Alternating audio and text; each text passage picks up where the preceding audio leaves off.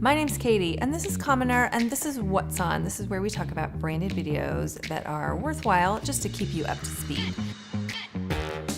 So first up, we're going to talk about the art house nouveau montage-y thing that Nordstrom recently put out. Now, if you're not familiar with Nordstrom, they're an American retail brand.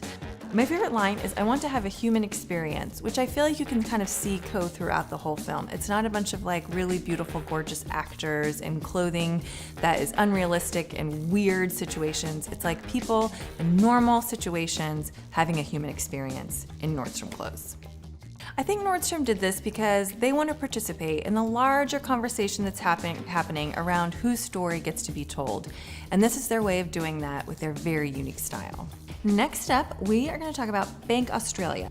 So they're basically taking the device of this little tap, the beep, beep, beep, which we're all very familiar with at this point, and using that as a driver for answering this question of where's our money going?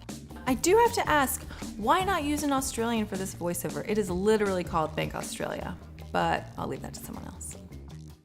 So next I want to talk about the most surreal thing I've seen recently, and that is Chipotle's latest campaign, which is filmed and directed by the filmmaker Errol Morris. And it is so strange. It is basically Errol Morris in a Chipotle filming an employee making food, asking them questions about how the food is made. And I feel like it's the brand building trust with their audience purely by who is asking the question. So here we have this epic filmmaker saying, "So wait, you don't use microwaves?" And they're like, "No, we don't use microwaves." And it works.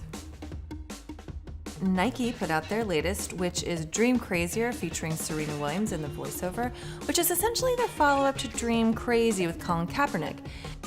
So I think it's another example of Nike capitalizing on the fact that sports in general is a very highly charged story right now.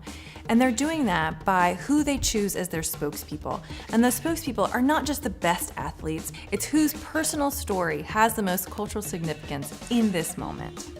All right, so let's end on a bit of a light note with Norwegian's telco company Ice. They're telling this really nice story about how different generations communicate. It'll be a spoiler to tell you how it ends, so just go have a watch, but it's really nice. All right, that is all we have time for. Thanks so much for joining us. We really appreciate you being here. If you find this useful, pop somebody's name in the comments that you think would find it useful too, or forward it on, whatever you want to do. Otherwise, we'll see you next time. Thanks so much.